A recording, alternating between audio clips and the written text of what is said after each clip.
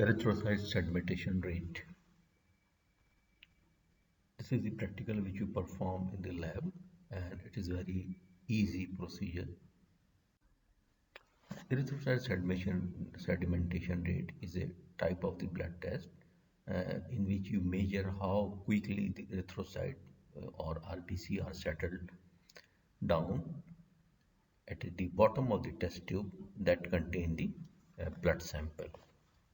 So this is the property of the erythrocyte to settle down. So you measure this property in procedure.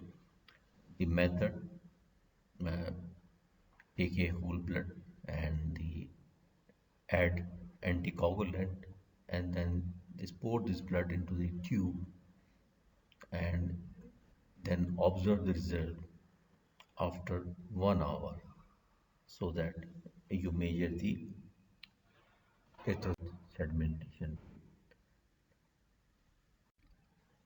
There are two methods to use the for the determination of the ESR. In one method, we use the Western green method, in which we use the Western green tube, and another method is called the Winthrop method, in which we use the Winthrop tubes. And these two methods, they have slight different results, but most common method which we use in the labs are the Western green method. So now we discuss the Western green method. In Western green method, required you just collected 2 ml of the venous blood, put it into the tube which containing the 0.5 ml of the sodium citrate. The sodium citrate acts as an anticoagulant. It should be stored in the room temperature. Then put this blood into the Western green tube to the up to the mark of the 200 millimeter. The tube is placed in right strictly vertical position for 1 hour, and after 1 hour you observe the result. This is the picture of the uh, Western green tube, and this is the stand which is called the ESR stand. Procedure. The method, uh, take a whole blood and the add anticoagulant, and then just pour this blood into the tube and then observe the result after 1 hour, so that you measure the erythrocyte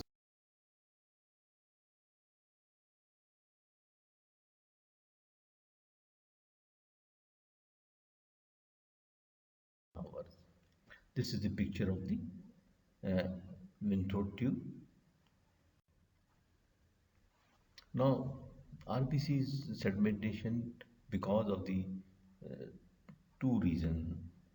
The RBCs are heavier than the uh, white blood cells in the plasma, and there is a property of the RBCs, and this property is called the Rolex formation, in which the RBCs are adhered with each other, and there is a clumping of the RBCs, so that because of the clumping they are heavier than the other cells and they settle down, and because of this property we measure ESR.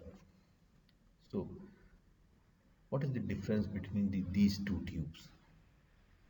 Most important difference is that the Winthrop tube is closed at the lower end